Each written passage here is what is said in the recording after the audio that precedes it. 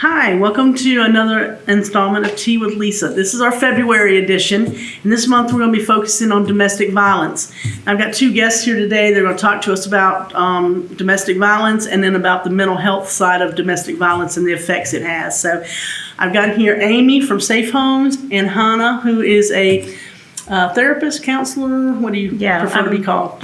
I am a licensed professional counselor. Okay. I am formerly from Safe Homes. I literally just stopped working there last month. Okay. So now I have a private practice, yeah. Okay. And you want to tell us a little bit about Safe Homes? So yes, again, I'm Amy. I'm the director there. I've been there now for 18 years, doing this line of work. And so Safe Homes is a domestic violence state certified shelter.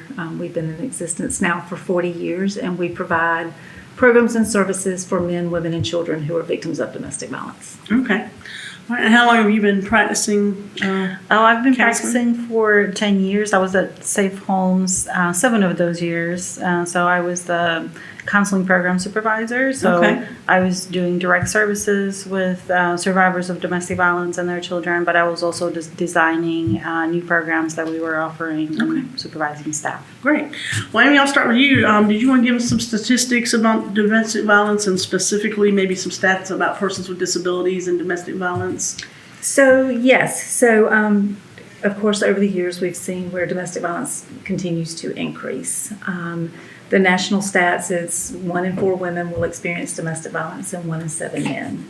And so when you think about that and you think about the prevalence of that, and I always tell this, like when I'm in a speaking engagement, setting and there's women in there and we count off 1, 2, 3, 4, and you stop and you realize, oh my gosh, one of those 4 have either experienced domestic violence or know someone who has. Yeah.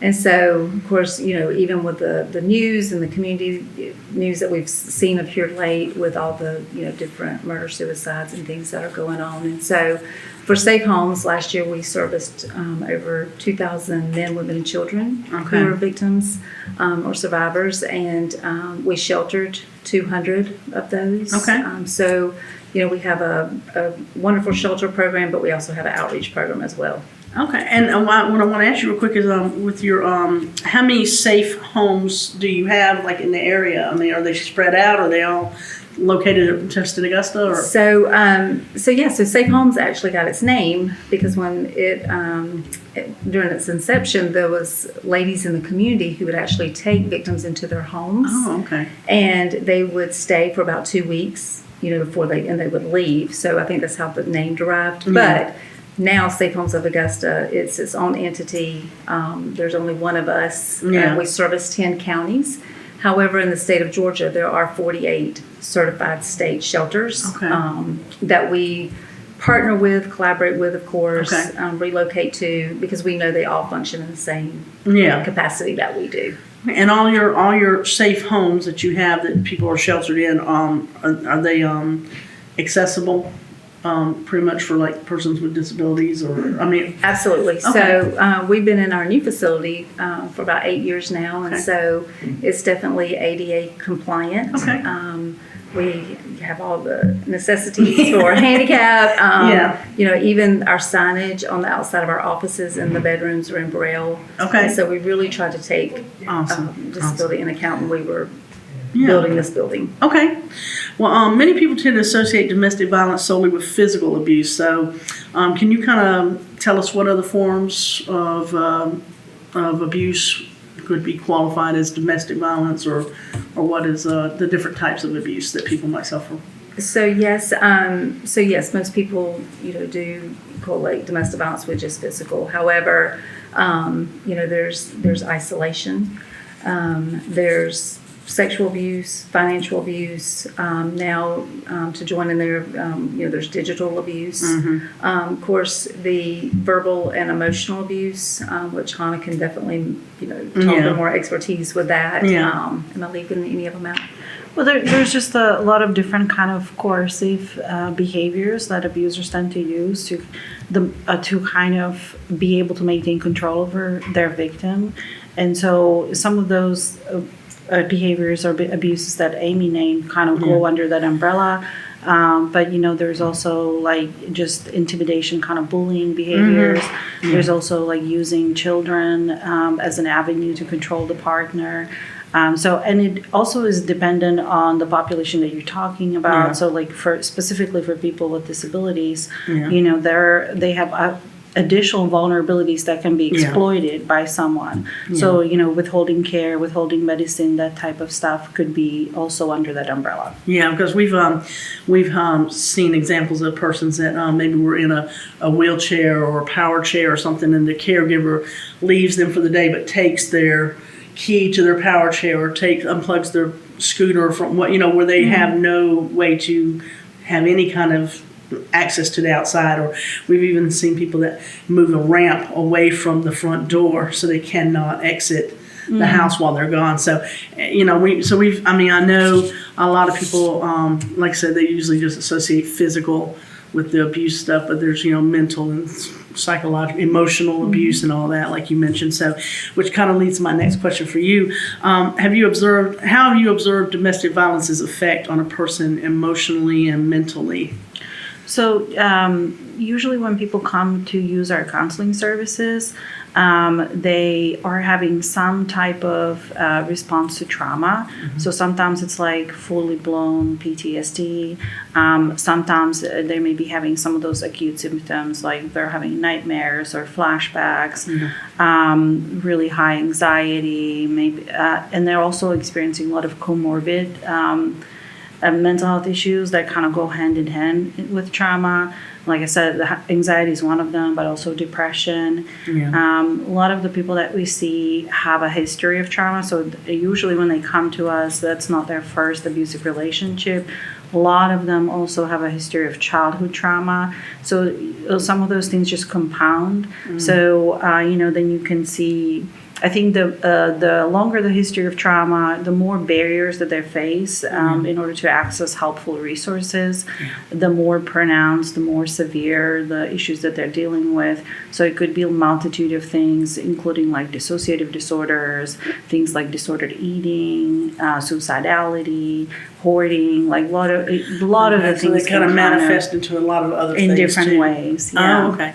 And so, with you, how long is if someone's going to counseling through Safe Homes, and how long is that process, or how long do they have access to like a counselor? They have access to a counselor as long as they keep coming. Okay. So right now, which is one of the greater things about the agency, there's really no limit on how many sessions or how long they can receive services. Of course, like as I said, a lot of our survivors, a lot of our clients face different types of barriers. So sometimes those services are interrupted or terminated because of those barriers. They don't have transportation.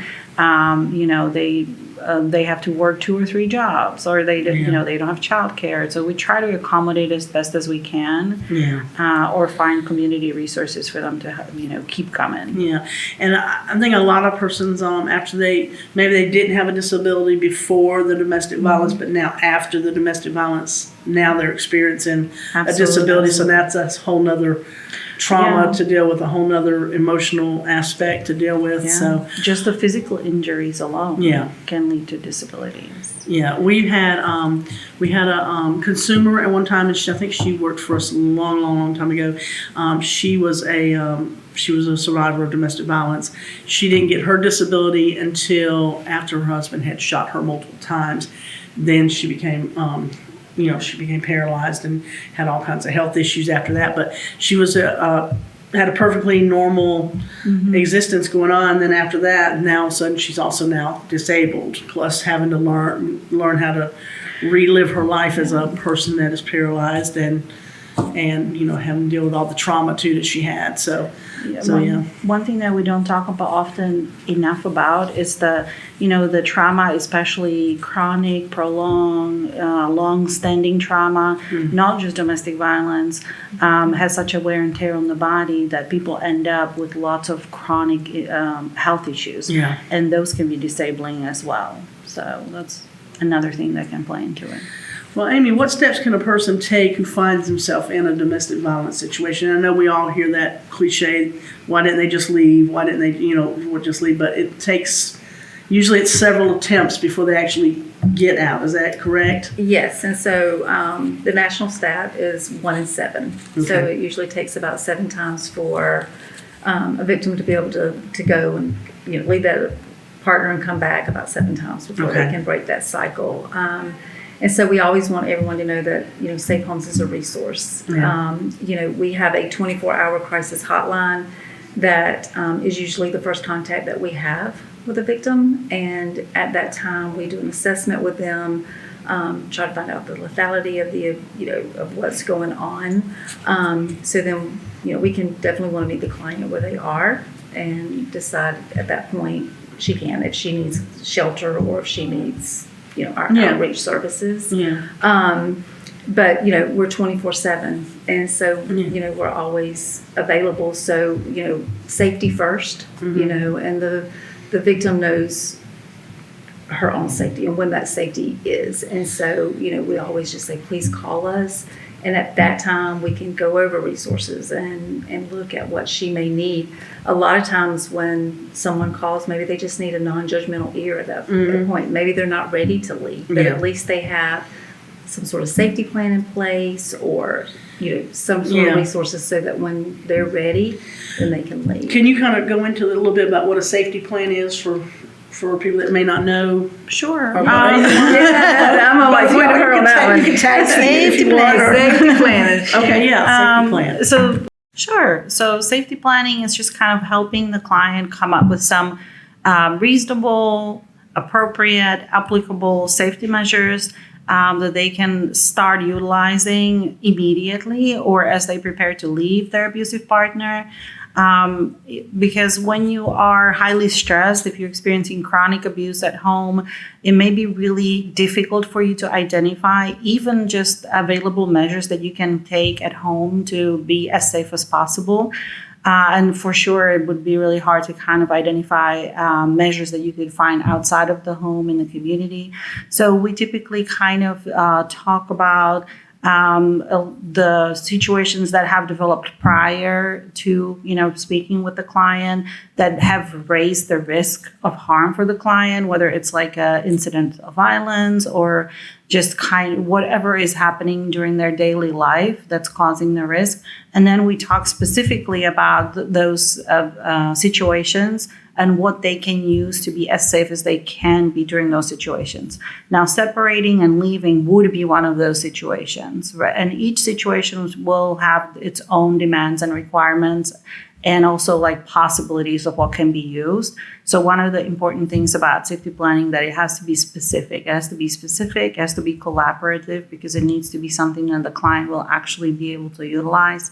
And it needs to be fluid because the risk changes from day to day depending on what's going on in that relationship. Is that something you would partner with Safe Homes then to come up with a safety plan, or is that just you and the consumer on their own? Or? Anytime they come, we actually do ongoing safety planning. So Okay. when they come, the first call that they make, and when they talk to the advocate, if they assess that there's a risk that's imminent or if there's ongoing risk, the first thing that they're going to do is start talking about steps that they can take to be safe. When they come in for the intake, they're going to do it again because things that might have changed between that first phone call and them actually being in the office.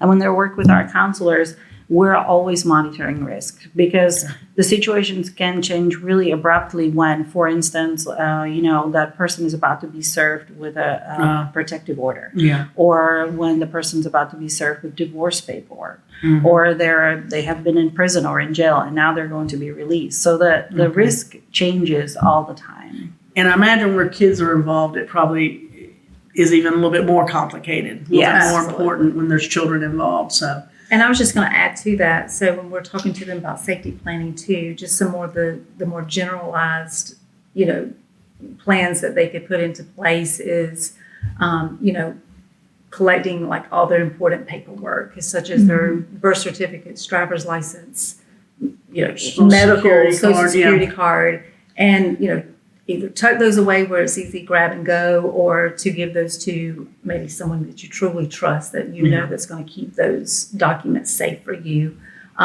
Same as with putting back a little bit of money we've talked to them about that. And one of the survivors that who came through our program, and what she did is, we all talk about go bags. Mm-hmm. And so she actually had a go bag prepared with those documents, things that she may need. So when she knew it was time to go, she grabbed that bag and she left. So those are more the generalized, but the details. But yeah. Well, and those are all important things to have. I guess if you're trying to leave a situation, you're going to need proof of birth and all that kind of stuff. All that would be very important to have. For somebody who has a disability, you want to make sure that you have your medication, at least to get through a period of time. You want to make sure that you have access to care wherever you're going to go. So, those may be like additional things. I should say that's the additional challenges a person with a disability faces when they're also in a domestic violence situation. So, well, for a person who may opt to choose a shelter to get out of a situation, what can they expect, and how does the shelter work as far as creating an environment of safety or helping them feel safe? So one thing I love about our shelter is it's not what you would normally think of shelter. It's not a room just full of cots. Yeah. When we built our shelter, we wanted it to be a place they could feel like home. Yeah.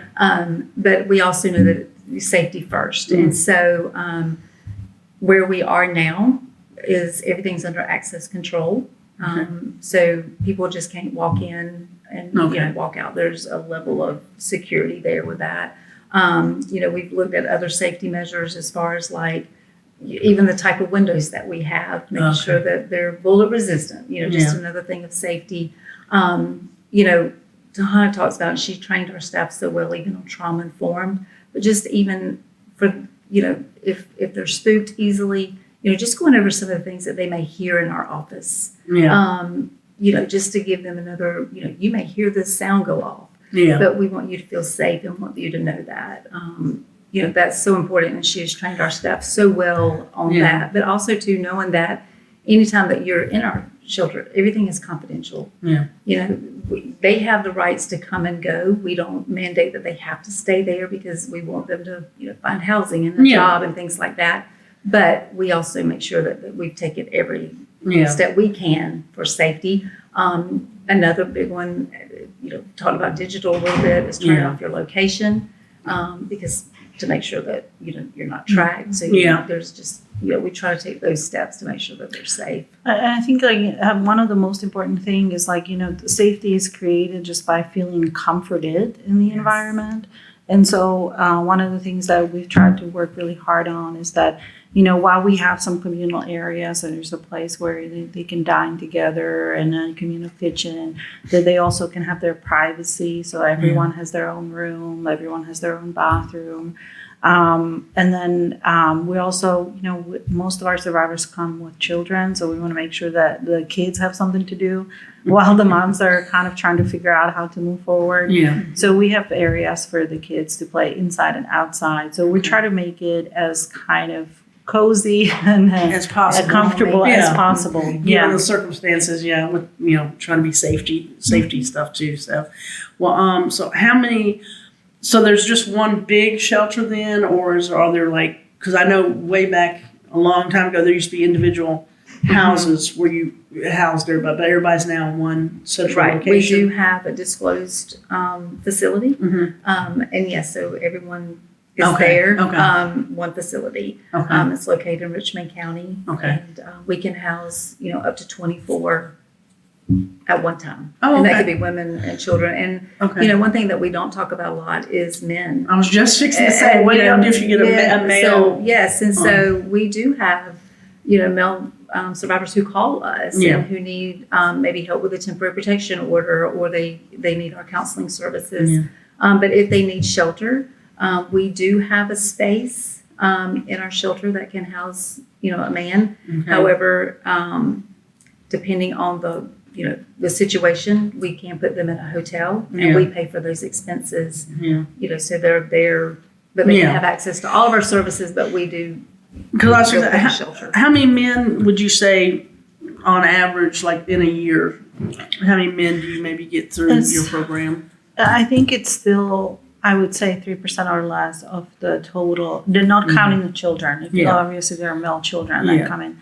But as far as like the primary victims, it's probably 3% or less of the total. I was going to say there's still a big stigma attached to males that are abused or whatever. They don't want to come out and talk about it or report it or whatever. So, so I figured the numbers were probably still pretty low on that. Okay, so we know all situations are not the same, but in general, could you give us a brief description of what a recovery journey would look like for a person that's transitioning out of domestic violence situation, and maybe how they go about building a new life afterward? Kind of give us a little, both of y'all or one of y'all, whichever one of you wants to take we can that. tag team. So, it kind of depends where we meet the client. If they're coming into the shelter, so they're basically on the precipice of leaving that relationship, they can kind of transition. They can start receiving services while they're a resident, including counseling, and then they have the ability when they're transitioning to continue to receive services. So they just become an outreach client. That is really hard because it's such a stressful time for them to like bring all of this together. A lot of them are starting from scratch, and then the transition is so stressful. It's really hard to maintain that contact. We do have excellent follow-up services where we kind of follow them for.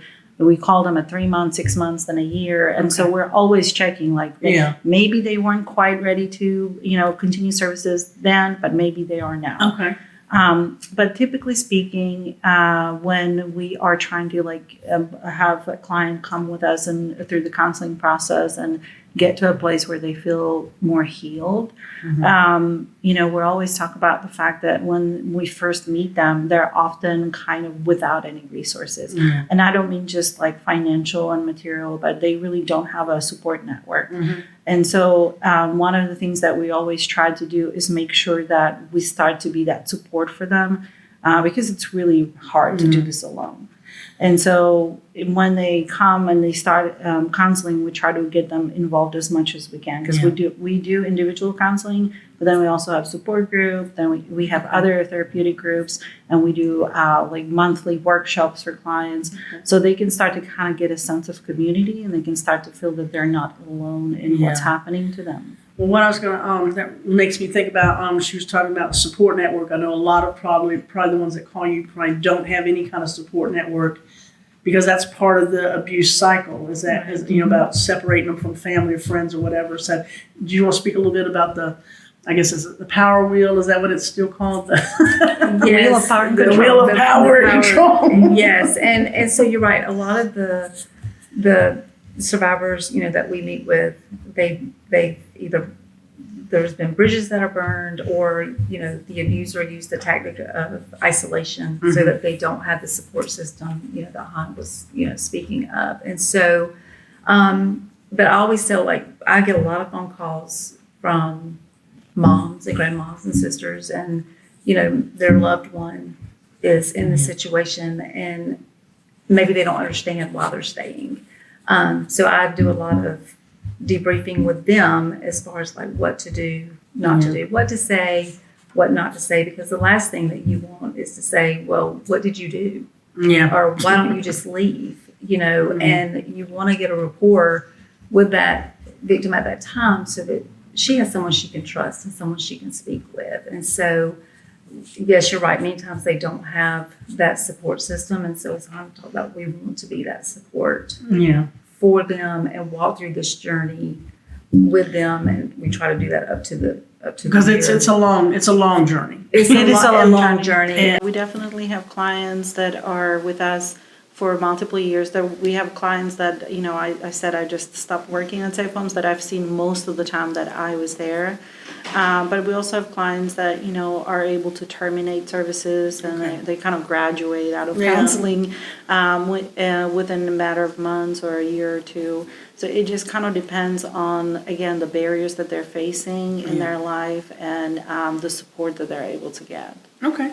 And can I add to that too, just so everyone knows, just because you come to Safe Homes one time doesn't mean that you cannot continue to utilize our services. So yes, counseling is ongoing, legal advocacy is ongoing, but if someone comes into our shelter and going back to that stat, one is, takes up 7 times the leave. Yeah. They can come back to our shelter Okay. and utilize our programs. And so we understand that domestic violence is a large onion to peel, and that if they've been in one abusive situation, they might very well be in another.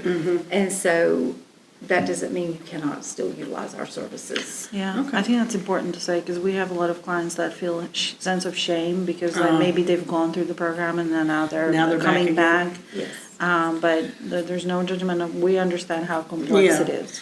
Oh, it's a very complicated thing.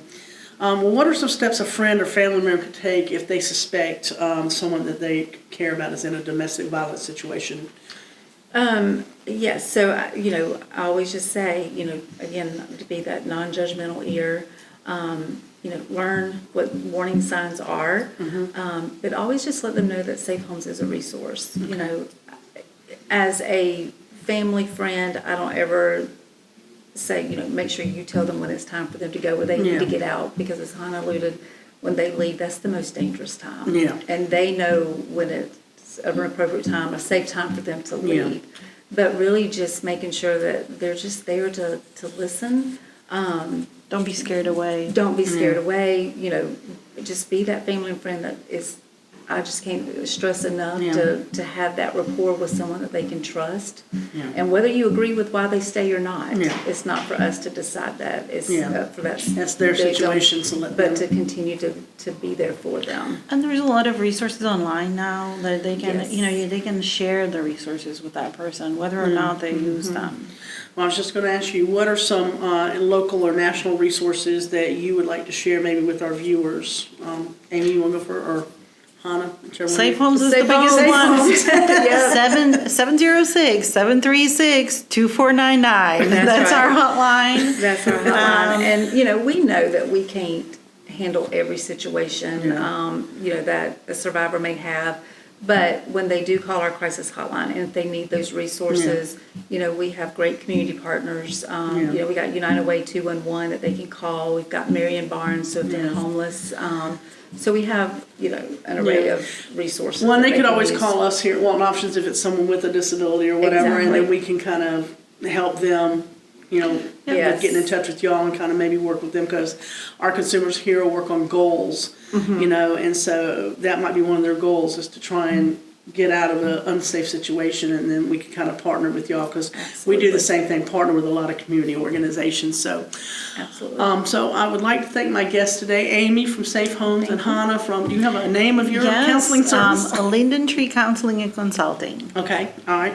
And just to remind everybody, we have a domestic violence workshop coming up February 22nd here at Walton Options. Starts at 10 a.m. We're going to have somebody from Safe Homes here speaking. Are you going to be back to speak, or maybe? Probably not me, but Okay. it might be our outreach coordinator. Okay. Jen will be here. Jenna, okay, that's it, Jen will okay. be here that day to So speak. we're going to have some people from Rape Crisis is going to be here, Safe Homes, Adult Protective Services. So we're going to have a variety of people. So we're going to have them. So did you want to? And don't forget our keynote speaker, Dee Griffin. I was going to get to that. But do we need to cut and then let me say that? No, it's fine. You can just say it. Okay. And our keynote speaker is going to be Dee Griffin from Channel 6 WJBF. So she's a survivor of domestic violence. So she's going to kind of come and tell her story and all that. So but that's February 22nd here at Walton Options. You can go to our website at waltonoptions.com. .org. I always get org and com. Walton Options, go to the Walton Options website and there'll be information there. You can register to come there. So I want to thank both of you for coming today and talking a little bit about domestic violence, and I think it's a really important topic. And like I said, we usually do this once a month around February. In February, love shouldn't hurt. Yeah. Kind of because it's supposed to be a month for love. So that's kind of how that all started for us about almost 20 years ago now. So, Yeah, wow. But thank you all so much for coming. I Thank you for appreciate having it. us. It's Thank been a you. pleasure. All right, we're waving bye.